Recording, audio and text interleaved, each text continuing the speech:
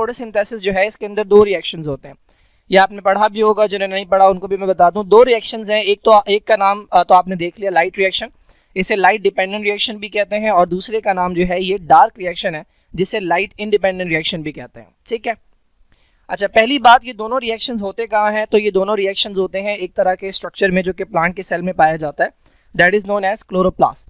तो ये जो आपको डायग्राम नजर आ रही है, ये डायग्राम जो है ये क्लोरोप्लास्ट की है, और क्लोरोप्लास्ट के अंदर दो तीन स्ट्रक्चर्स हैं जिनके बारे में आपको पता होना चाहिए। पहली बात तो आपको पता है क्लोरोप्लास्ट के ऊपर दो मेम्ब्रेन्स होती हैं।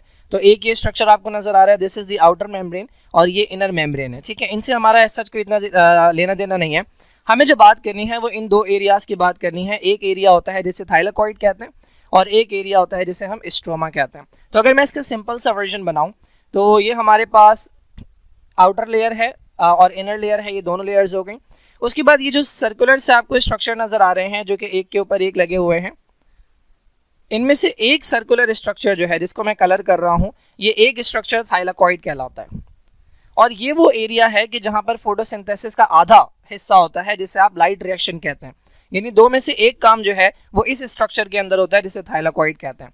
कहीं कहीं पर थाइलाकॉइड अकेला अकेला होता है, जैसे कि आपको यहाँ नजर आ रहा है, यहाँ नजर आ रहा है, और कहीं कहीं पर क्या होता है एक के ऊपर एक थाइलाकॉइड चढ़ा हुआ होता है, तो जिसकी वजह से एक छोटा सा ग्रुप बन गया। तो ये जो ग्रुप है ये कहलाता है ग्रेनम। तो ये ग्रेनम कुछ और नहीं है बल्कि थाइलाकॉइड का एक छोटा सा ग्रुप है।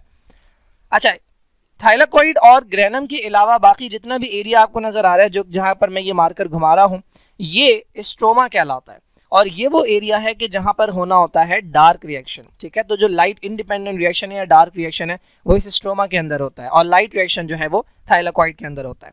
ये तो हो गई बेसिक बात। अब सवाल ये है कि इन्हें लाइट रिएक्शन या डार्क रिएक्शन क्यों कहते हैं? क्या लाइट रिएक्शन दिन के वक्त होता है और डार्क रिएक्शन रात के वक्त? तो ये स्टूडेंट्स के अंदर बड़ा कंफ्यूजन होता है। देखिए, पहली बात, ये दोनों किसके पार्ट्स हैं? ये दोनों फोटोसिंथेसिस के पार्ट्स हैं। फोटोसिंथेसिस कब होता है? फोटोसिंथेसिस डे लाइट के अंदर होता है। इसका मतलब ये दोनों रिएक्शंस दिन में ही होंगे। ऐसा नहीं है कि लाइट रिएक्शन जो है वो दिन में हो रहा है और डार्क रिएक्शन जो है वो सूरज के जाने के बाद हो रहा है। दोनों एक ही वक्त में हो रहे होते हैं, दोनों दिन के वक्त होते हैं। फिर इनका नाम इस तरह से क्यों है? कहीं कंफ्यूजिंग है। लाइट रिएक्शन जो है इसको लाइट डिपेंडेंट रिएक्शन कहना बेहतर है। उसका रीजन ये है कि इसमें लाइट डायरेक्टली इन्वॉल्व होती है, इसमें डायरेक्टली सनलाइट जो है वो इन्वॉल्व होती है, पार्टिसिपेट कर रही होती है।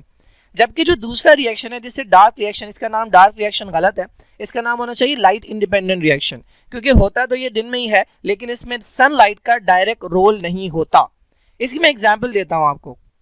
मान लें कि किसी के घर में यूपीएस है, ठीक है, तो इस वक्त जो है वो बिजली आ रही है और पंखा चल रहा है, ठीक है, और यूपीएस भी चार्ज हो रहा है। तो जो पंखा चल रहा है इस वक्त, मैं कहूँगा कि ये इस वक्त क्या है, ये के इलेक्ट्रिक डिपेंडेंट है। ठीक है, जो बिजली आ रही है वो कहाँ से आ रही है? वो के इलेक्ट्रिक से आ रही है। लेकिन उसको कीड़ा काटे, उस शख्स को कीड़ा काटे और वो के इलेक्ट्रिक वाला वायर हटाए, अभी उसके बाकी घर की चीज़ें जो है वो के इलेक्ट्रिक से चल रही है, लेकिन उसने पंखे का जो तार है उसको यूपीएस के साथ कनेक्ट कर दिया। अब ये पंखा किससे चल रहा है? ये पंखा यूपीएस से चल रहा है, लेकिन यूपीएस के अंदर जो बिजली गई थी, यूपीएस जो चार्ज हुआ था वो किससे चार्ज हुआ था? वो के इलेक्ट्रिक से चार्ज हुआ था। तो इस वक्त के इलेक्ट्रिक उस पंखे को चलाने में डायरेक्टली इन्वॉल्व नहीं है। के इलेक्ट्रिक से जो बिजली आ रही है वो उस पंखे को डायरेक्टली तो नहीं चला रही, लेकिन वो बिजली वही है जो के इलेक्ट्रिक से आई थी और यूपीएस में क्या कर ली गई थी? स्टोर कर ली गई थी। तो यूपीएस से जो पंखा चल रहा है ये के इलेक्ट्रिक इंडिपेंडेंट कहलाएगा, लेकिन चल ये उसी बिजली से रहा है। बिल्कुल इसी तरीके से लाइट रिएक्शन के अंदर या लाइट डिपेंडेंट रिएक्शन के अंदर होता क्या है, जो सनलाइट आती है उसको जमा कर लिया जाता है, स्टोर कर लिया जाता है। जिस तरह बिजली को यूपीएस में जमा कर रहे थे, इसकी एनर्जी को स्टोर कर लिया जाता है इस मॉलिक्यूल में और इस मॉलिक्यूल के अंदर। और डार्क रिएक्शन के अंदर यही दो मॉलिक्यूल इस्तेमाल किए जाते हैं। तो बेसिकली एनर्जी तो वही है जो सन से आई थी, लेकिन चूंकि डायरेक्टली इन्वॉल्व नहीं है, डायरेक्टली इसके लिए सनलाइट की जरूरत नहीं होती, तो इसे लाइट इंडिपेंडेंट रिएक्शन कहते हैं। और चूंकि इसमें डायरेक्टली लाइट इन्वॉल्व होती है तो इसे लाइट डिपेंडेंट रिएक्शन कहते हैं। तो ये बेसिक ओवरव्यू है हमारे पास दो रिएक्शंस का। ये हमारे पास एक डायग्राम भी है, इसको अगर आप देखें तो ये पूरा क्लोरोप्लास्ट है। इसके अंदर मैंने आपको बताया ये जो बैग लाइक स्ट्रक्चर्स हैं ये क्या कहलाते हैं? ये थाइलाकॉइड कहलाते हैं, और इनके अंदर लाइट रिएक्शन होता है। तो देखिए, लाइट रिएक्शन के अंदर सनलाइट डायरेक्टली इन्वॉल्व है। क्या किया जाएगा? इस लाइट की एनर्जी को स्टोर किया जाएगा इस मॉलिक्यूल के अंदर एटीपी में और इस मॉलिक्यूल के अंदर जिसे कहते हैं NADPH। ठीक है, ये काम होता है लाइट रिएक्शन के अंदर। इसमें पानी जो है वो अंदर जाता है इस रिएक्शन में और उसमें से टूट के ऑक्सीजन जो है वो बाहर आ जाता है और हाइड्रोजन इसमें शामिल हो जाता है। मैं बताऊंगा डिटेल के अंदर कैसे। और ये जो दो मॉलिक्यूल बने हैं अब इनको इस्तेमाल किया जाएगा दूसरे रिएक्शन के अंदर जिसे कहते हैं लाइट इंडिपेंडेंट। इसे डार्क रिएक्शन कहना गलत है, इसे लाइट इंडिपेंडेंट कहना चाहिए, क्योंकि इसमें ये वाली लाइट डायरेक्टली इन्वॉल्व नहीं है, बट इनके अंदर जो एनर्जी है वो इसी से हासिल की गई थी। तो बॉटम लाइन ये है कि ये दोनों रिएक्शंस जो होते हैं ये दिन के वक्त होते हैं, क्योंकि फोटोसिंथेसिस जो है वो लाइट की मौजूदगी में होता है, दिन के वक्त होता है, रात के वक्त फोटोसिंथेसिस नहीं होता। तो ये दोनों रिएक्शंस दिन में होते हैं, एक में लाइट डायरेक्टली इन्वॉल्व है और एक में लाइट डायरेक्टली इन्वॉल्व नहीं है, लेकिन उसी से हासिल की हुई एनर्जी यूपीएस की तरह जो स्टोर की हुई एनर्जी होती है वो इस्तेमाल की जाती है। तो लाइट इंडिपेंडेंट रिएक्शन कहना ज़्यादा बेटर है। अच्छा भाई, चूंकि हम इस वक्त लाइट रिएक्शन डिस्कस कर रहे हैं, ठीक है, ये लाइट डिपेंडेंट रिएक्शन डिस्कस कर रहे हैं, इसका मतलब हम सिर्फ बात करेंगे थाइलाकॉइड की, ठीक है, हम स्ट्रोमा की बात अभी नहीं करेंगे। तो थोड़ा सा डिस्कस कर लेते हैं कि इसके अंदर क्या क्या स्ट्रक्चर्स पाए जाते हैं। थोड़ी सी डिटेल दी हुई है इन्होंने। तो लाइट कैप्चरिंग क्लोरोफिल मॉलिक्यूल, ठीक है, क्लोरोफिल मैंने आपको बताया था फोटो सिस्टम होता है एक, मैं दोबारा से दिखाता हूँ, एक फोटो सिस्टम जिसके अंदर क्लोरोफिल के भी मॉलिक्यूल्स होते हैं और दूसरे मॉलिक्यूल्स भी पाए जाते हैं, कैरोटीनॉइड्स वगैरह भी मौजूद होते हैं। तो ये लाइट कैप्चरिंग क्लोरोफिल मॉलिक्यूल हो गए, ठीक है। इनके साथ कुछ मेम्ब्रेन बाउंड प्रोटीन्स होती हैं, सेल की मेम्ब्रेन के अंदर लगी हुई प्रोटीन, और इलेक्ट्रॉन कैरियर, ये तीनों मिलकर बनाते हैं एक अदद चेन जो कहलाती है इलेक्ट्रॉन ट्रांसपोर्ट चेन। अगर मैं ये आपको दिखा सकूं, इलेक्ट्रॉन ट्रांसपोर्ट चेन, ये जो आपको नजर आ रही है ये थाइलाकॉइड है। मैंने बताया था एक बैग की तरह का स्ट्रक्चर है जिसे आप थाइलाकॉइड कहते हैं। ये थाइलाकॉइड की मेम्ब्रेन है, ये जो आपको नजर आ रही है थाइलाकॉइड की मेम्ब्रेन है, सिंगल मेम्ब्रेन है, चारों तरफ लगी हुई है। ये थाइलाकॉइड के अंदर की जगह है। इस मेम्ब्रेन के अंदर अगर आप देखें तो ये जो पीएस लिखा हुआ है ये बेसिकली वो लाइट कैप्चरिंग यूनिट्स हैं, जिसके अंदर क्लोरोफिल मौजूद हो गए, जिसके अंदर दूसरे पिगमेंट्स मौजूद होंगे। उसके बाद आपको नजर आ रहे हैं ये जो PQ लिखा हुआ है या जो PC लिखा हुआ है ये इलेक्ट्रॉन कैरियर्स है, मोबाइल इलेक्ट्रॉन कैरियर्स है। और कुछ यहाँ पर मेम्ब्रेन बाउंड प्रोटीन, ये जो CYT लिखा हुआ है ये मेम्ब्रेन बाउंड प्रोटीन्स है। सिमिलरली ये भी एक अदद मेम्ब्रेन बाउंड प्रोटीन, ये एंजाइम होता है। ये बेसिकली पूरा जो स्ट्रक्चर बना हुआ है this is known as electron transport chain. ये जो आपको नजर आ रहा है इलेक्ट्रॉन ट्रांसपोर्ट चेन। तो इसके अंदर क्या क्या चीजें पाई जाती हैं? एक चीज इसके अंदर है लाइट कैप्चरिंग क्लोरोफिल मॉलिक्यूल, ठीक है, जो PS1 और PS2 कहलाते हैं। इसके अलावा मेम्ब्रेन बाउंड प्रोटीन्स और इलेक्ट्रॉन कैरियर्स। चार मेजर चीजें जिनके बारे में आपको पता होना चाहिए, photo system 1 and photo system 2। अब ये दो तरह के फोटो सिस्टम है। 1 और 2 क्यों कह रहे हैं भाई? क्योंकि जो पहले इन्हें मिला था, डिस्कवर जो पहले हुआ था उसको 1 कह दिया इन्होंने, और जो बाद में मिला उसको फोटो सिस्टम 2 कह दिया। इसके अलावा एक और आपके पास स्ट्रक्चर होता है जिसे कहते हैं साइटोक्रोम BF कॉम्प्लेक्स, ठीक है, एक बड़ा सा स्ट्रक्चर है साइटोक्रोम BF कॉम्प्लेक्स। और तीसरी चीज जो मैंने आपको बताई थी नीचे लगी हुई थी, ये एक अदद एंजाइम है। कैसे पता मुझे? ASE लगा हुआ है, तो ये ATP बनाने वाला एंजाइम है, तो इसे हम कहते हैं ATPase कॉम्प्लेक्स। ये चार चीजें हैं, photo system 1 and 2, cytochrome BF complex और ATPase कॉम्प्लेक्स। ये सारी मैं दिखाऊंगा आपको। इनके बीच में लगे होते हैं कुछ ऐसे स्ट्रक्चर्स जिनका काम है इलेक्ट्रॉन को एक से लेकर दूसरे को पहुंचाना। ये कहलाते हैं mobile electron carrier, because they can move. Mobile का मतलब दे कैन मूव। उनके नाम क्या है भाई? एक है हमारे पास प्लास्टोक्विनोन, एक है हमारे पास प्लास्टोसाइनिन और एक है हमारे पास फेराडॉक्सिन। देखिए इनकी डिटेल के अंदर जाने की जरूरत नहीं है, आपको इनके मॉलिक्यूलर स्ट्रक्चर से कोई लेना देना नहीं है, आपको इनका केमिकल फार्मूला जो है इससे कोई लेना देना नहीं है। आपने बस इतना याद रखना है कि इनका काम क्या है। इनका काम है एक से मोबाइल को लेना और दूसरे को देना। तो ये these are like delivery guys, ठीक है। अब आपके घर में अगर कोई पिज्जा डिलीवर करने आता है तो आप उसका पूरा का पूरा बैकग्राउंड तो लेते नहीं है कि उसका नाम क्या है, उसके घर में कितने लोग हैं। आपका सिर्फ इतना काम होता है कि उससे लेना और उसको पैसे दे देना। बिल्कुल इसी तरीके से इनका काम सिर्फ इतना है कि एक से लेना और दूसरे तक देना। So this is a pizza delivery guy या this is an electron delivery guy, ठीक है जी। अच्छा, अब ये जो कॉम्प्लेक्सेस हैं, ये जो स्ट्रक्चर्स हैं, इनकी लोकेशन के बारे में बात की है। ये बहुत इंपॉर्टेंट तो नहीं है, लेकिन चूंकि बच्चे टेक्स्ट पढ़ते हैं उन्हें समझ नहीं आता क्या लिखा हुआ है, तो इसलिए मैं एक्सप्लेन कर रहा हूँ। मैंने बताया ये चार चीजें हैं, photo system 1, photo system 2, cytochrome BF और ATPase। अब इन्होंने बताया भाई ये कहाँ कहाँ लगे हुए हैं, ठीक है। तो अब थाइलाकॉइड के ना दो हिस्से हैं। मैंने आपको बताया था ये बैग लाइक स्ट्रक्चर जो है ये थाइलाकॉइड है। उसके ऊपर फिर एक और सर्कुलर सा स्ट्रक्चर है, ये भी थाइलाकॉइड है, ये भी थाइलाकॉइड है, ये भी थाइलाकॉइड है। ये मिलकर क्या बना रहे हैं? ये एक बड़ा सा यूनिट बना रहे हैं जिसे ग्रैनम कहते हैं, और ये अकेला थाइलाकॉइड है। अब देखिए मैं आपको दो हिस्से बता रहा हूँ। इसकी अगर ये वाली मेम्ब्रेन देखें, मैं किसी और कलर से बनाता हूँ। इसकी अगर ये वाली मेम्ब्रेन देखें तो ये दो मेम्ब्रेन एक दूसरे के साथ चिपकी हुई है, यानी एक के ऊपर एक लगे हुए हैं। This area is known as appressed, ठीक है, this area is known as appressed. Similarly ये वाला एरिया जो है ये भी कहलाता है अप्रेस। ये दोनों मेम्ब्रेन भी एक दूसरे के साथ चिपकी हुई है, this is known as appressed reason.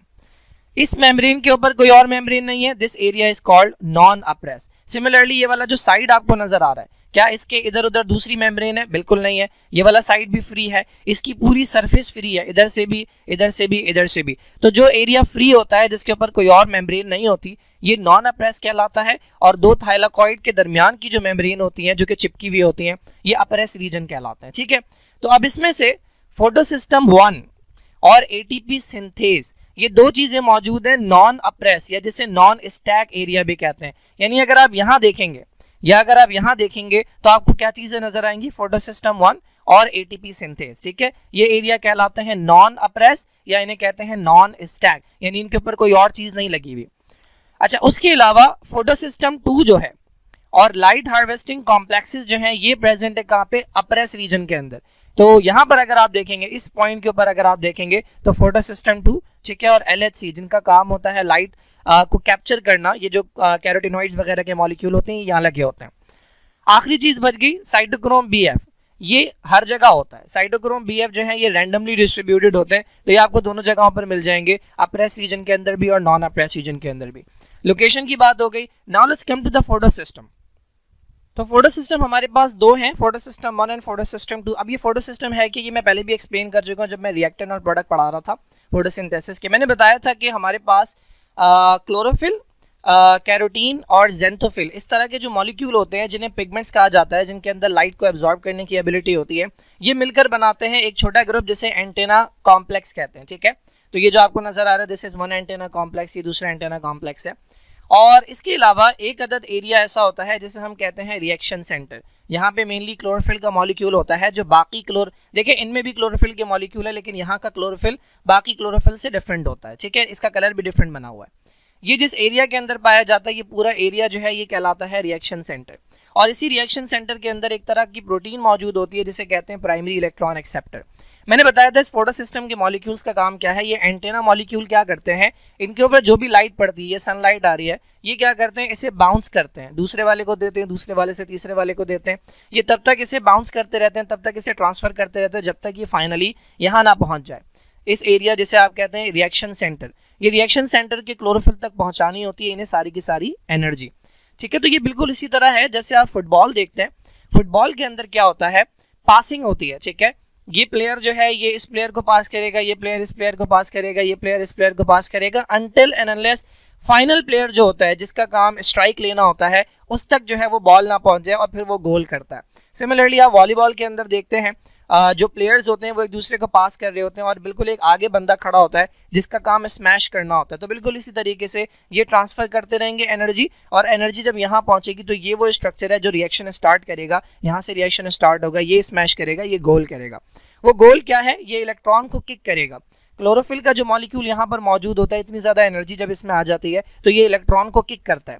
जैसे ही इलेक्ट्रॉन को किक करता है तो इसको रिसीव करने के लिए एक अदद मॉलिक्यूल मौजूद है जिसका नाम है प्राइमरी इलेक्ट्रॉन एक्सेप्टर। तो ये हमारे पास फोटोसिस्टम, ये पूरा जो स्ट्रक्चर है, ये पूरा स्ट्रक्चर जो है ये फोटोसिस्टम कहलाता है, जिसमें एंटेना कॉम्प्लेक्स है, जिसमें रिएक्शन सेंटर है और जिसमें प्राइमरी इलेक्ट्रॉन एक्सेप्टर मौजूद होता है।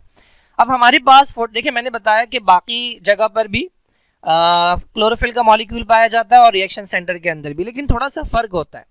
क्या फर्क है, इन्होंने बताया कि फोटोसिस्टम 1 और 2 के अंदर स्पेशल क्लोरोफिल ए के मॉलिक्यूल होते हैं रिएक्शन सेंटर में। फर्क क्या होता है इनके अंदर, इनके साथ जो बाइंडिंग प्रोटीन्स हैं, यानी ये जो क्लोरोफिल का मॉलिक्यूल जिस प्रोटीन के साथ एसोसिएटेड है, ये उसकी वजह से डिफरेंट होता है। अगर आप इसे इसकी प्रोटीन से निकाल दें तो इसकी औकात कोई नहीं होती। ये बिल्कुल इसी तरह है, बहुत सारे लोग जब अपनी कुर्सी पे जाके बैठते हैं, किसी ओहदे पे जाके बैठते हैं तो बहुत ज़्यादा चौड़े हो जाते हैं। लोगों के दिल में उनकी जो इज्जत होती है वो उसी ओहदे की वजह से होती है। अगर उन्हें उस ओहदे से हटा दिया जाए तो उनमें ऐसा कुछ नहीं होता है जिसकी वजह से उनकी इज्जत की जाए। तो ये जो क्लोरोफिल को इतना चढ़ावा मिल रहा है, इतनी इज्जत मिल रही है, ये उनकी बाइंडिंग प्रोटीन की वजह से। अगर इस क्लोरोफिल को आइसोलेट कर लिया जाए तो फिर इसमें ऐसी कोई खास बात नहीं है। तो उन्होंने यहाँ पर क्लियरली मेंशन किया हुआ है, इस क्लोरोफिल के अंदर जो चेंजेस आते हैं वो इसकी बाइंडिंग प्रोटीन की वजह से आते हैं, जिनके साथ ये एसोसिएटेड होता है। एक और बात फोटोसिस्टम 1 और 2 से रिलेटेड वो क्या है, एक तो इनके नाम के अंदर 1 और 2 इनकी डिस्कवरी की बेस के ऊपर है, इनका एक और नाम भी है P700, ठीक है, और P680। क्यों कहते हैं भाई, ये जो नंबर लिखा हुआ है ये बेसिकली लाइट की वेवलेंथ है। मैक्सिमम एब्जॉर्प्शन या मैक्सिमम रिएक्टिविटी ये किस वेवलेंथ के ऊपर शो करते हैं ये वो मेंशन किया हुआ है। तो फोटोसिस्टम 1 का जो क्लोरोफिल मॉलिक्यूल है वो मैक्सिमम एब्जॉर्बेंस शो करता है 700, यानी इस वेवलेंथ के ऊपर जो है वो अपना काम करता है। तो PS1 को P700 भी कहते हैं, ठीक है। तो ये P700 PS1 का दूसरा नाम है। सिमिलरली फोटोसिस्टम 2 जो है इसका क्लोरोफिल जो है ये मैक्सिमम एब्जॉर्प्शन शो करता है P680 के ऊपर, सॉरी 680 नैनोमीटर के ऊपर, तो इसे P680 भी कहते हैं। तो ये इनके दो बस ऑल्टरनेट नेम्स हैं, ये आपने याद रखना है। Now let's come to the electron transport chain. तो पहले मैं समझा देता हूँ, उसके बाद फिर हम आएंगे टेक्स्ट की तरफ, ठीक है। ये आपकी बुक की डायग्राम है, ठीक है, बहुत ही घटिया क्वालिटी के अंदर डायग्राम मौजूद है। तो ये सेम डायग्राम है, ये कलर्ड वर्जन है, ठीक है। तो हम इसे समझने की कोशिश करते हैं। मैंने आपको बताया था जो इलेक्ट्रॉन ट्रांसपोर्ट चेन है उसके अंदर फोटोसिस्टम 2 आता है, फोटोसिस्टम 1 आता है, इसके अलावा इसके अंदर साइटोक्रोम BF आता है, ठीक है, और इसके अलावा कुछ मोबाइल कैरियर्स आते हैं जिनका काम होता है एक से दूसरे को पास ऑन करना। तो ये वही इलेक्ट्रॉन ट्रांसपोर्ट चेन है, बजाय इसके कि सीधी बनाई जाए इन्होंने ये डिफरेंट तरीके से बनाई है समझाने के लिए। तो ये फोटोसिस्टम 2 है, ठीक है, वही मॉलिक्यूल है, एंटीना कॉम्प्लेक्स। उसके बाद ये वाला एरिया जो आपको नजर आ रहा है, this is the reaction centre, यहाँ से कहानी स्टार्ट होगी। और इसके साथ मैंने बताया था एक अदर एक्सेप्टर लगा होता है जो फौरन से इलेक्ट्रॉन को एक्सेप्ट करता है। तो रिएक्शन जो स्टार्ट होता है वो फोटोसिस्टम 2 से होता है। फोटोसिस्टम 2 के जो मॉलिक्यूल्स हैं, जो एंटीना मॉलिक्यूल्स हैं, वो लाइट की एनर्जी को एब्जॉर्ब करते हैं और एब्जॉर्ब करने के बाद पास ऑन करना शुरू करते हैं, ठीक है। पास ऑन होते होते होते ये पहुंच जाती है यहाँ पे, जिस तरह से मैंने बताया कि जो फुटबॉल है वो पास ऑन हो रही होती है और वो इन दी एंड आखिरी स्ट्राइकर के पास जाती है। जैसे ये स्ट्राइकर के पास जाती है, होता यह है कि ये जो स्ट्राइकर है ये फुटबॉल को स्ट्राइक करता है। वो फुटबॉल यहाँ पर जो है वो 2 इलेक्ट्रॉन्स हैं।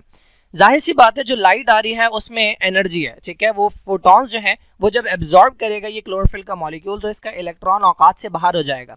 तो ये इलेक्ट्रॉन जैसे जिस तरह कुछ लोगों के पास थोड़ा सा पैसा आ जाता है वो औकात से बाहर हो जाते हैं और मुल्क छोड़ के चले जाते हैं, तो बिल्कुल इसी तरह जैसे ही यहाँ के इलेक्ट्रॉन्स के पास थोड़ी सी एनर्जी आती है तो वो इस फोटो सिस्टम को छोड़ के चले जाते हैं।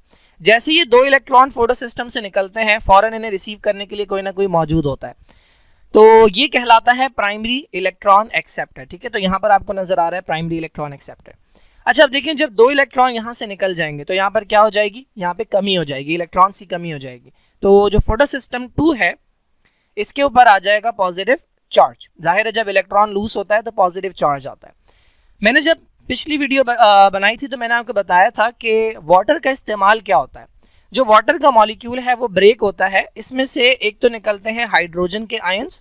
ये हाइड्रोजन के आयंस जो हैं ये इस्तेमाल होते हैं फोटोसिंथेसिस के अंदर। फिर हर वाटर के मॉलिक्यूल में से एक निकलता है ऑक्सीजन का एटम। ये एक ऑक्सीजन इसमें से और एक ऑक्सीजन दूसरे वाटर के मॉलिक्यूल से जो निकलेगा, ये दोनों कंबाइन हो जाते हैं और क्या बनता है, ऑक्सीजन का मॉलिक्यूल। तो ये जो ऑक्सीजन का मॉलिक्यूल है ये एनवायरनमेंट में रिलीज हो जाता है। तो फोटोसिंथेसिस के नतीजे में जो ऑक्सीजन रिलीज होती है वो वाटर से आती है। तीसरी चीज क्या निकलती है, तीसरी चीज निकलती है वाटर में से 2 इलेक्ट्रॉन। ये 2 इलेक्ट्रॉन बहुत इंपॉर्टेंट है क्योंकि ये इलेक्ट्रॉन की कमी को पूरा करते हैं। किसकी इलेक्ट्रॉन की कमी को, फोटोसिस्टम 2 की, ठीक है। तो फोटोसिस्टम जिसके पास से इलेक्ट्रॉन चले गए थे, जो उदास था, इसको इलेक्ट्रॉन दोबारा से दे दिए। किसने दे दिए, वाटर ने दे दिए। तो वाटर बहुत इंपॉर्टेंट है। अच्छा, ये कहलाता है फोटोलाइसिस। लाइट की प्रेजेंस में वाटर का ब्रेक होना जो है ये कहलाता है फोटोलाइसिस। तो फोटोलाइसिस एक बहुत इंपॉर्टेंट इवेंट है लाइट रिएक्शन के अंदर, और इससे एक तो मॉलिक्यूलर ऑक्सीजन मिलती है जो एनवायरनमेंट के अंदर चली जाती है, और जो इलेक्ट्रॉन्स मिलते हैं ये फोटोसिस्टम 2 की इलेक्ट्रॉन्स की कमी को पूरा करते हैं। तो यहाँ तक की बात क्लियर है। इसमें से इलेक्ट्रॉन निकले, इसमें पॉजिटिव चार्ज आ गया, इसके अंदर इलेक्ट्रॉन की कमी हो गई और वो इलेक्ट्रॉन की कमी पूरी हो गई। अब हमने बात करनी है जो 2 इलेक्ट्रॉन आगे गए हैं इनके सफर के बारे में हम बात करेंगे। अच्छा, अब देखिए आगे समझना ना बड़ा आसान है। अगर आपका इत्तेफाक हुआ हो कभी भी किसी गवर्नमेंट इंस्टीट्यूट के अंदर जाने का, किसी काम के लिए, तो आपको बहुत अच्छे से समझ आ जाएगा ये। जब भी आप किसी गवर्नमेंट इंस्टीट्यूट के अंदर जाते हैं तो आप एक डेस्क पे जाते हैं, उससे पूछते हैं कि भाई ये काम करना है, वो आपको दूसरी पे भेजता है। जब आप दूसरी पे जाते हैं तो वो तीसरी पे भेजता है। तो इसी तरह से आप घूमते रहते हैं और आपकी एनर्जी ज़ाया होती है। तो बिल्कुल इसी तरीके से ये जो इलेक्ट्रॉन्स हैं ये पहले इसके पास गए, इन्होंने इसे किक किया और इसके पास चले गए, ये इनको इसके पास भेज दिया। तो आपको नजर आ रहा है ये 2 इलेक्ट्रॉन प्राइमरी इलेक्ट्रॉन एक्सेप्टर से PQ के पास आ गए। ये PQ जो है ये प्लास्टोक्विनोन है, ये मोबाइल कैरियर है, ठीक है। ये यहाँ से इलेक्ट्रॉन लेता है और इसके हवाले करता है। तो प्लास्टोक्विनोन ने ये इलेक्ट्रॉन यहाँ से लिए, ठीक है, यानी ये इलेक्ट्रॉन प्लास्टोक्विनोन के पास आए और प्लास्टोक्विनोन ने फिर आगे भेज दिए। किसके पास भेजे, साइटोक्रोम कॉम्प्लेक्स के पास। साइटोक्रोम कॉम्प्लेक्स ने फिर ये इलेक्ट्रॉन आगे भेज दिए, किसके पास भेजे, प्लास्टोसाइनिन के पास। ये प्लास्टोसाइनिन अगेन एक मोबाइल कैरियर है, ये इनसे इलेक्ट्रॉन लेगा और फिर ये आगे देगा, और फाइनली ये इलेक्ट्रॉन कहाँ गए, ये गए फोटोसिस्टम 1 के पास। लेकिन क्या फोटोसिस्टम 1 के पास जगह है इलेक्ट्रॉन लेने की? देखिए इलेक्ट्रॉन तो तभी लिए जा सकते हैं ना जब इलेक्ट्रॉन की कमी हो। जैसा कि आपने देखा कि फोटोसिस्टम 2 के अंदर इलेक्ट्रॉन की कमी थी, तो वाटर से जो इलेक्ट्रॉन आए वो यहाँ पर ऐड हो गए। क्या फोटोसिस्टम 1 के अंदर भी इलेक्ट्रॉन की कमी होती है? यस। देखिए जिस तरह से लाइट पड़ी थी फोटोसिस्टम 2 पे और ये सारी एनर्जी एब्जॉर्ब करने के बाद 2 इलेक्ट्रॉन औकात से बाहर हो गए थे, बिल्कुल इसी तरह देखें लाइट तो पूरे प्लांट के ऊपर पड़ रही है ना, तो क्लोरोप्लास्ट के अंदर या थाइलाकॉइड के अंदर ये भी लगा हुआ है और ये भी लगा हुआ है, तो लाइट इसके ऊपर भी पड़ी थी, वही लाइट जो इसके ऊपर पड़ी थी वही लाइट इसके ऊपर भी पड़ी थी, इसके मॉलिक्यूल ने भी ये लाइट पास ऑन की थी, अनलेस ये लाइट ना पहुंच गई कहाँ पे, रिएक्शन सेंटर पे, और यहाँ से भी निकले थे 2 इलेक्ट्रॉन। तो देखिए यहाँ से जो 2 इलेक्ट्रॉन निकले थे उसकी कमी पूरी की किसने, वाटर ने, लेकिन यहाँ से जो 2 इलेक्ट्रॉन निकले थे यहाँ किसी वाटर ने कमी पूरी नहीं की, ये कमी पूरी होती है यही 2 इलेक्ट्रॉन जो पास ऑन होके आते हैं इस पूरे रास्ते से, ये आके इस कमी को पूरा करते हैं, ठीक है। तो इसके अंदर फोटोसिस्टम 1 के अंदर जो पॉजिटिव चार्ज आया था, इसके अंदर जो 2 इलेक्ट्रॉन्स की कमी थी, वो इलेक्ट्रॉन कहाँ से आए, वो इलेक्ट्रॉन फोटोसिस्टम 2 ने अपने भाई को फोटोसिस्टम 1 को दे दिया। तो अब हमने देखना है कि यहां से जो 2 इलेक्ट्रॉन निकले, फोटोसिस्टम 1 से जो 2 इलेक्ट्रॉन निकले, इनका सफर क्या है, क्योंकि यहाँ के 2 इलेक्ट्रॉन का सफर हम देख चुके, वो पास ऑन होते होते होते होते यहाँ पर आ गए। इस दरमियान एटीपी भी बना है, कैसे बना है ये मैं अभी एक्सप्लेन करता हूँ। इसके दरमियान एक काम और भी हुआ है जिससे एटीपी बनता है, इसको हम डिटेल में भी देखेंगे जब हम लाइन से देखेंगे, फिलहाल आप समझ लें कि हो क्या रहा है।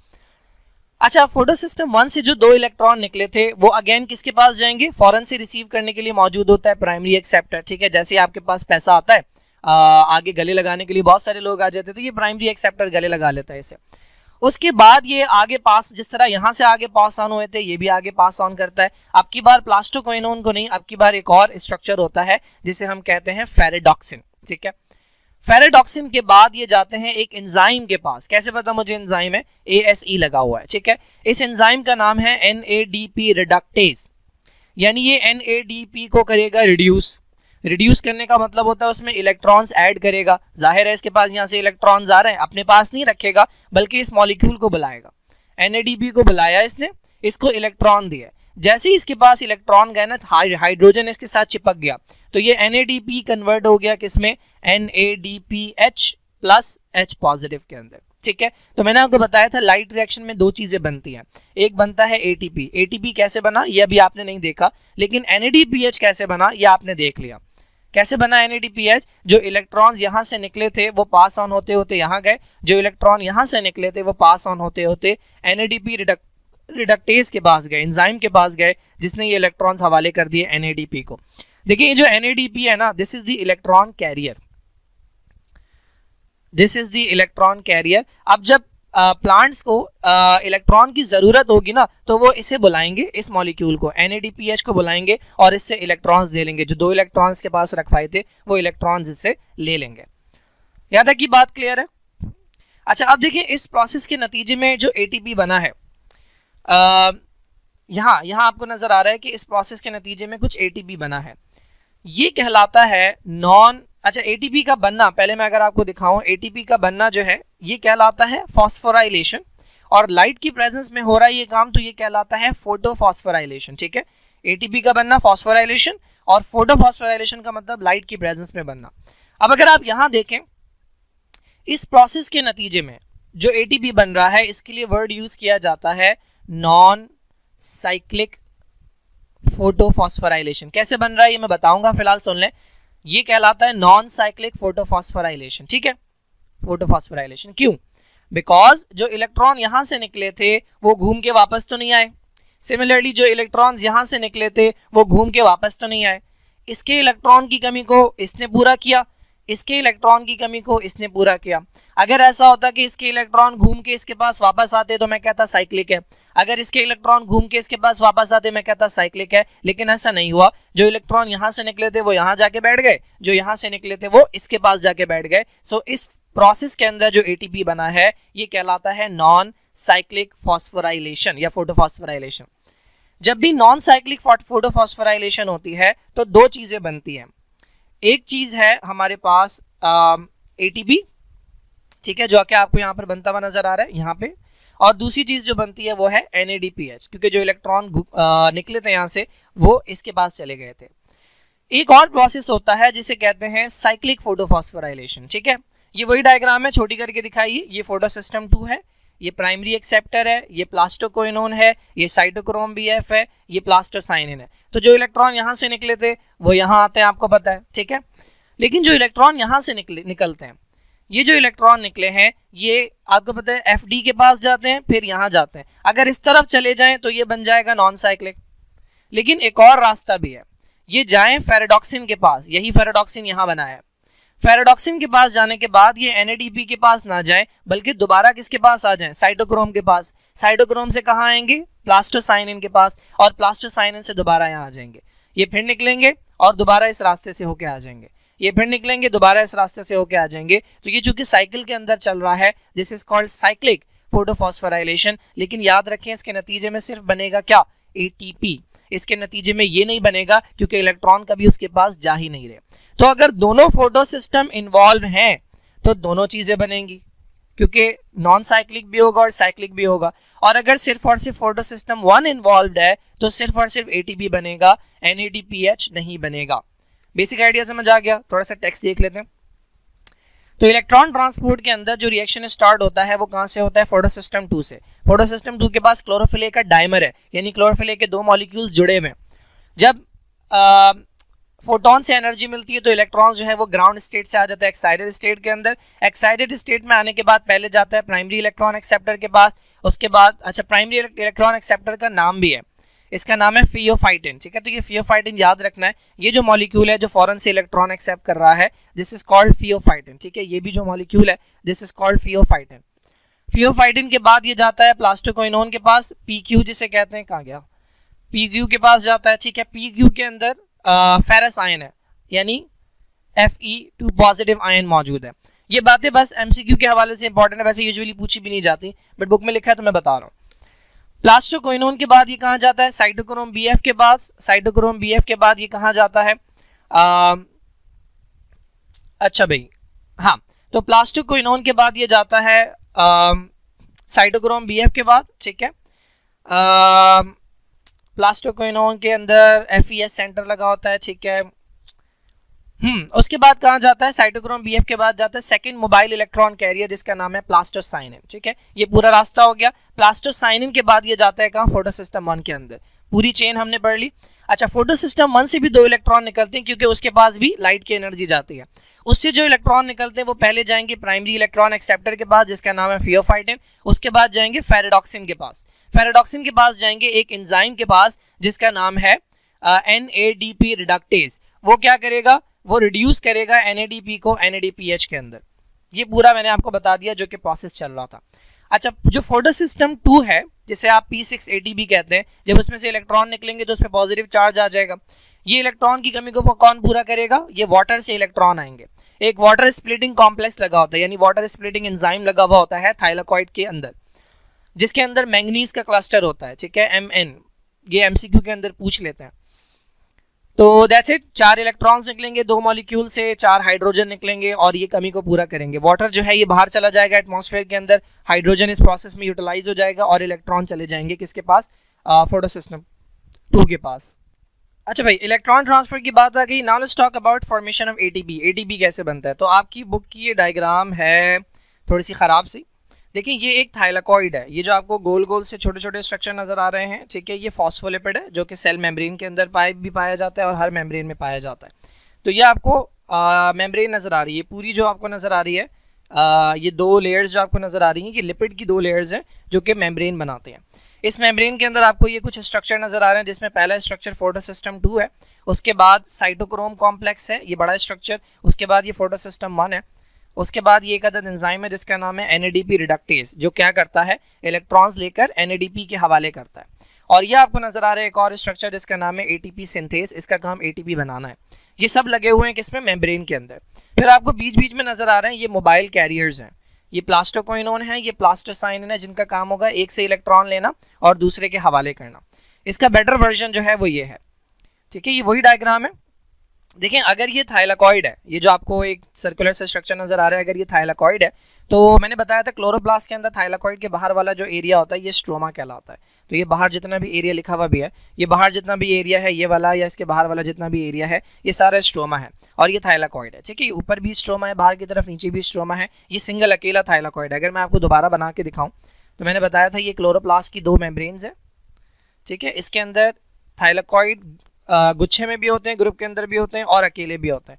तो ये वाला थाइलाकॉइड है। ठीक है, इसके बाहर यहाँ पर भी स्ट्रोमा है, इसके बाहर यहाँ पर भी स्ट्रोमा है, इधर भी स्ट्रोमा है और ये इसकी मेम्ब्रेन है, सेल मेम्ब्रेन कह रहा हूँ, ये थाइलाकॉइड की मेम्ब्रेन बनी हुई है और इसके अंदर ये सारे स्ट्रक्चर्स लगे हुए हैं। इसको हम बड़ा करके डिटेल में स्टडी कर रहे हैं। तो ये जो डायग्राम आपको नजर आ रही है वही है। देखें ये थाइलाकॉइड की मेम्ब्रेन है, सिंगल मेम्ब्रेन। ये थाइलाकॉइड के अंदर की जगह है, this is called lumen. Membrane के अंदर, जिस तरह बैग के अंदर जहाँ आप किताबें रखते हैं, तो ये थाइलाकॉइड के अंदर की जगह है, थाइलाकॉइड की स्पेस या थाइलाकॉइड का लुमेन है ये। और इसके बाहर जितना भी area that is called stroma. ये पहला स्ट्रक्चर है जिसका नाम है फोटोसिस्टम 2। उसके बाद ये दूसरा स्ट्रक्चर है जिसका नाम है साइटोक्रोम BF। उसके बाद ये तीसरा स्ट्रक्चर है जिसका नाम है फोटोसिस्टम 1। उसके बाद ये चौथा स्ट्रक्चर है जो एंजाइम है जिसका नाम है NADP रिडक्टेज। और ये पांचवा स्ट्रक्चर है जिसका नाम है ATP सिंथेज। ठीक है जी, इनके दरमियान में, इन दोनों के दरमियान में ये एक इलेक्ट्रॉन कैरियर है, इसका काम होगा यहाँ से इलेक्ट्रॉन लेके यहाँ देना। फिर ये एक और इलेक्ट्रॉन कैरियर है PC प्लास्टोसाइनिन, इसका काम होगा यहाँ से इलेक्ट्रॉन लेके यहाँ देना। उसके बाद ये एक और इलेक्ट्रॉन कैरियर है जिसका नाम है फेरेडॉक्सिन, इसका काम है यहाँ से इलेक्ट्रॉन लेके यहाँ देना। ठीक है जी, अच्छा अब आपको याद है फोटोसिस्टम 2 से कहानी स्टार्ट हुई थी, इस पर लाइट पड़ी, लाइट पड़ते ही ये एक्साइट हुआ, इसके इलेक्ट्रॉन्स जो है वो यहाँ से औकात से बाहर हुए। जैसे इलेक्ट्रॉन औकात से बाहर हुए, पहले एक्सेप्ट किया प्राइमरी इलेक्ट्रॉन एक्सेप्टर ने जिसका नाम फियोफाइटिन है। फियोफाइटिन ने किसको दिया? प्लास्टोक्विनोन को। तो प्लास्टोक्विनोन ने इससे लिया और ये आ गया साइटोक्रोम के पास। तो आप देख रहे हैं इलेक्ट्रॉन जो है ये ट्रांसफर हो रहा है साइटोक्रोम के पास। ये वाला जो स्टेप है जिसके अंदर प्लास्टोक्विनोन जो है वो इलेक्ट्रॉन को देता है किसे? साइटोक्रोम को। This is called rate limiting step, यानी ये सबसे स्लोएस्ट रिएक्शन है इस पूरे प्रोसेस के अंदर। सबसे स्लोएस्ट रिएक्शन जो है वो यही है, this is called rate limiting step. अगर आप यहाँ देखें प्लास्टोक्विनोन जो है ये चार्ज लेता है PS2 से और किसको देता है? साइटोक्रोम को। This is thought to be the rate limiting step of electron transport chain. This is the slowest step, या ये रेट को लिमिट करता है, स्पीड को कम करता है। तो यहाँ पर एक इंपॉर्टेंट काम होता है जो कि हमने डिस्कस नहीं किया, वो क्या है देखें। अच्छा एक और बात, लाइट से जब इलेक्ट्रॉन एक्साइट हुआ था तो वो इलेक्ट्रॉन इसके पास गया, यहाँ पे इलेक्ट्रॉन की कमी हुई थी। मैंने आपको बताया था पानी मौजूद होता है, वाटर मौजूद होता है। ये वाटर कहाँ है? थाइलाकॉइड के अंदर की जगह में। ये वाटर का मॉलिक्यूल ब्रेक होगा तो इसमें से इलेक्ट्रॉन निकलेंगे, वो इलेक्ट्रॉन हवाले हो गए किसके? इसके। इलेक्ट्रॉन की कमी पूरी हो गई, जो ऑक्सीजन निकला वो एक और ऑक्सीजन एटम के साथ कंबाइन होगा और चला जाएगा बाहर इन्वायरमेंट में। बच गया क्या? हाइड्रोजन। तो ये हाइड्रोजन आपको नजर आ रहा है यहाँ पे जमा हो रहा है। कहाँ पे जमा हो रहा है? थाइलाकॉइड की लुमेन के अंदर। तो एक तो हाइड्रोजन जो यहाँ पर हैं वो वाटर से आ रहे हैं, दूसरे हाइड्रोजन आते हैं स्ट्रोमा से। स्ट्रोमा के अंदर भी हाइड्रोजन के आयन पड़े होते हैं। ठीक है, अब जब ये प्लास्टोक्विनोन इलेक्ट्रॉन देगा ना साइटोक्रोम को, देखें ये जो साइटोक्रोम है ना इसके अंदर कुछ पंप्स लगे हुए होते हैं। ये जो साइटोक्रोम है ये इलेक्ट्रॉन को यूज करेगा एज अ मैग्नेट। जैसे मैग्नेट अगर आप रखते हैं तो जो लोहे की चीजें होती हैं या जो मेटल की चीजें होती हैं वो खिंचती हैं, ठीक है, अट्रैक्ट होती हैं। तो ये जो साइटोक्रोम है ये इस इलेक्ट्रॉन को एज अ मैग्नेट इस्तेमाल करेगा। किसको खींचेगा? हाइड्रोजन को। कहाँ से खींचेगा? स्ट्रोमा से खींच के लाएगा कहाँ पे?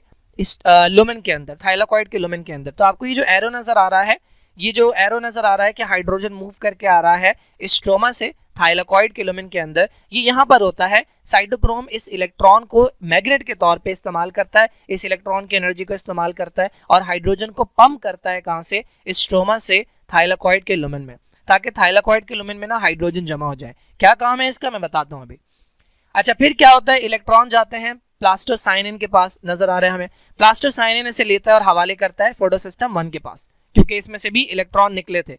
वो इलेक्ट्रॉन जो यहाँ से निकले थे उसकी कमी पूरी हो गई। अब जो इलेक्ट्रॉन यहाँ से निकले थे वो गए थे किसके पास? फेरेडॉक्सिन के पास। फेरेडॉक्सिन से वो गए थे इस एंजाइम के पास, NADP रिडक्टेज के पास। इसने क्या किया? इसको बुलाया NADP को, इलेक्ट्रॉन दिए। जैसे ही इलेक्ट्रॉन मिले हाइड्रोजन चिपक गया।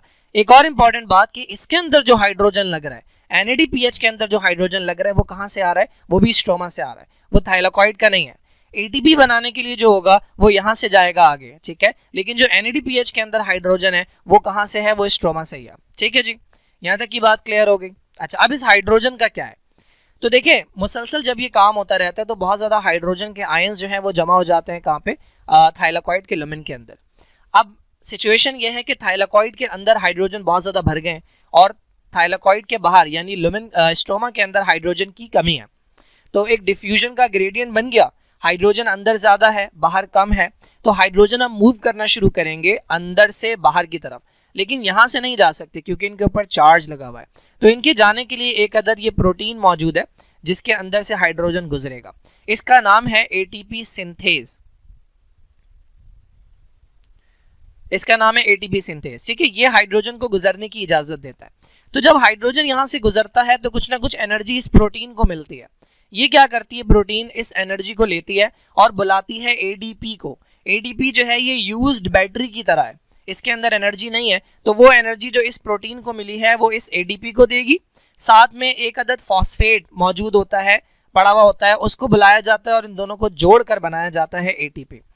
अब ये किस तरह से एनर्जी मिलती है, तो ये आपको इतना आसानी से समझ नहीं आएगा कि प्रोटॉन के मूव करने से या हाइड्रोजन के मूव करने से किस तरह एनर्जी मिलती है, डिटेल में जाने की ज़रूरत भी नहीं है। All you need to remember कि जब हाइड्रोजन गुजरेगा इस एटीपी सिंथेज से, तब जो एनर्जी मिलेगी उस एनर्जी को जमा किया जाएगा एडीपी के अंदर और साथ में फॉस्फेट को मिलाकर एटीपी बनाया जाएगा। तो जो लाइट रिएक्शन के अंदर मैं बता रहा था कि एटीपी बनते हैं वो इस तरह से बनते हैं, ये कहलाता है केमोस्मोटिक, केमोस्मोसिस के केमिकल की मदद से या ऑस्मोसिस की मदद से जो है वो एनर्जी बन रही है, मूवमेंट से, आयंस की मूवमेंट से या केमिकल की मूवमेंट से जो है वो एनर्जी बन रही है।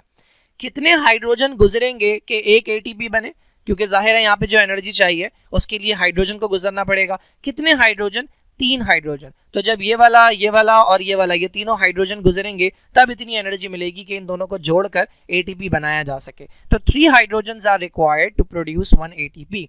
This is how light reaction के दोनों प्रोडक्ट्स बनते हैं। कौन से 2 प्रोडक्ट हैं, एक का नाम NADPH है, ये कैसे बनता है मैंने बता दिया, और दूसरे प्रोडक्ट का नाम ATP है, ये कैसे बनता है मैंने बता दिया, ठीक है। थोड़ा सा रीड कर लेते हैं। हाँ भाई, तो हमारे पास जो एनर्जी थी इलेक्ट्रॉन्स के अंदर, कहाँ चला गया, हाँ, जो एनर्जी थी इलेक्ट्रॉन के अंदर उससे हम बनाते हैं ATP इनडायरेक्ट मैनर के अंदर, ठीक है। क्या होता है, साइटोक्रोम के अंदर कुछ पंप लगे हुए होते हैं जो हाइड्रोजन को पंप करते हैं, कहाँ से, स्ट्रोमा से पंप करते हैं थाइलाकॉइड की स्पेस में।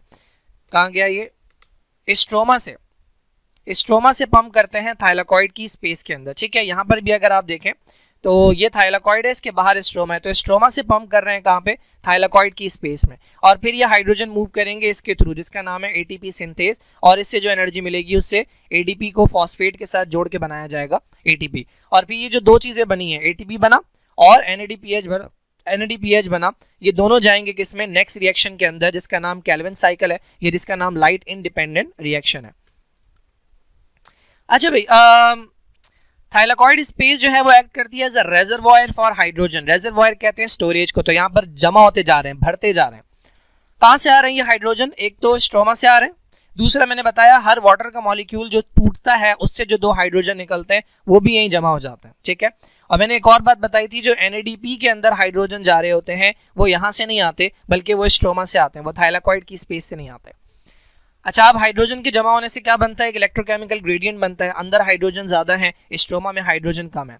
अब ये हाइड्रोजन मूव करना शुरू करेंगे थाइलाकॉइड की स्पेस से एक चैनल प्रोटीन के जरिए, क्या नाम है उसका, ATP सिंथेज कॉम्प्लेक्स। जब इसके जरिए हाइड्रोजन, ये जो अभी आपने देखा स्लाइड्स मूव कर रही थी, ये मैं नहीं कर रहा था, ये खुद ब खुद मूव कर रही थी, बल्कि ये मूव भी नहीं कर रही थी, ये डिलीट हो रही थी। लैपटॉप के अंदर कुछ मसला है जिसकी वजह से कभी कभार जो है वो डिलीट जो है वो खुद ब खुद काम करने लगता है और सब कुछ डिलीट हो जाता है। तो शुक्र है मैंने सेव की हुई थी प्रेजेंटेशन बनाने के बाद, वरना अभी मुझे जो है वो दोबारा ये काम करना पड़ता। तो ये एक और प्रॉब्लम है जिसकी वजह से लेक्चर जो है वो नहीं बना पाता मैं, क्योंकि कई बार पूरी मेहनत करने के बाद जो है वो खुद ब खुद डिलीट हो जाता है, तो फिर दिल नहीं करता काम करने का। खैर, तो मैं दोबारा से निशान वहाँ नहीं लगा रहा, मैं कंटिन्यू कर रहा हूँ आगे से।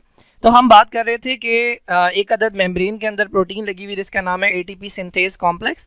ये एनर्जी प्रोवाइड करती है ATP सिंथेज एंजाइम के लिए, ठीक है, to produce ATP from ADP। ये कहलाता है केमोस्मोटिक ATP सिंथेसिस या केमोस्मोसिस कहलाता है, क्योंकि केमिकल और ऑस्मोटिक इवेंट्स जो हैं उनके जरिए ATP बन रहा है। कितने हाइड्रोजन? भाई 3 हाइड्रोजन जब ट्रांसपोर्ट होंगे। देखें प्रोटॉन का वर्ड हाइड्रोजन के लिए भी इस्तेमाल किया जाता है, क्योंकि हाइड्रोजन में एक इलेक्ट्रॉन होता है, एक प्रोटॉन होता है, कोई न्यूट्रॉन नहीं होता। अगर इसमें से इलेक्ट्रॉन निकाल दिया जाए तो खाली इसमें रह जाता है प्रोटॉन, तो इस वजह से H पॉजिटिव को, जिसमें से इलेक्ट्रॉन निकला हुआ है, इसे प्रोटॉन भी कहता है। तो 3 प्रोटॉन्स जो हैं या 3 हाइड्रोजन आयंस जो हैं ये गुजरेंगे ATPase कॉम्प्लेक्स से, तो उससे एक ATP का मॉलिक्यूल बनेगा। अच्छा, मैंने आपको बताया था कि जो लीनियर फ्लो होता है इलेक्ट्रॉन्स का, कहाँ से? पानी से जो इलेक्ट्रॉन्स गुजरते हुए जाते हैं NADP तक, उससे जो ATP बनता है ये कहलाता है non cyclic photophosphorylation. If you remember, मैंने बताया था यहाँ से जो इलेक्ट्रॉन निकले हैं, यहाँ से जो इलेक्ट्रॉन निकले हैं और गुजरते गुजरते गए हैं यहाँ पे, ये वाला जो फ्लो है, इसकी वजह से जो ATP बनता है ये कहलाता है नॉन साइक्लिक, क्योंकि ये इलेक्ट्रॉन कभी वापस नहीं आए। और हाँ, तो ये कहलाता है नॉन साइक्लिक क्योंकि they got never back to an initial source. और साइक्लिक फोटोफॉस्फोराइलेशन जो है ये वो है कि जिसके अंदर फोटोसिस्टम 1 से दोबारा से साइटोक्रोम के पास जाता है। फोटोसिस्टम 1 है, उसके बाद प्राइमरी इलेक्ट्रॉन एक्सेप्टर है, उसके बाद फेरेडॉक्सिन है, फेरेडॉक्सिन के बाद दोबारा से साइटोक्रोम के पास है, साइटोक्रोम से प्लास्टोसाइनिन, और प्लास्टोसाइनिन के बाद दोबारा से PS1। This is cyclic. इसके नतीजे में जो एनर्जी बनेगी वो कहलाएगी साइक्लिक फोटोफॉस्फोराइलेशन। ठीक है जी। अच्छा, साइक्लिक के नतीजे में सिर्फ और सिर्फ एक चीज बनती है, वो है ATP, और नॉन साइक्लिक के नतीजे में जो चीजें बनती हैं वो है ATP प्लस NADPH। तो ये 2 चीजें हैं जो कि आपने याद रखनी है। ATP को आप डिफरेंट कामों के अंदर इस्तेमाल कर सकते हैं। कार्बन ये केल्विन साइकिल के अंदर वैसे NADPH भी चाहिए होता है, खाली ATP से नहीं बनेगा, तो ATP को आप दूसरे कामों में इस्तेमाल कर सकते हैं, प्रोटीन बनाने में। प्लांट्स जो है वो प्रोटीन बनाने में या स्टार्च बनाने के अंदर ATP को इस्तेमाल कर सकते हैं।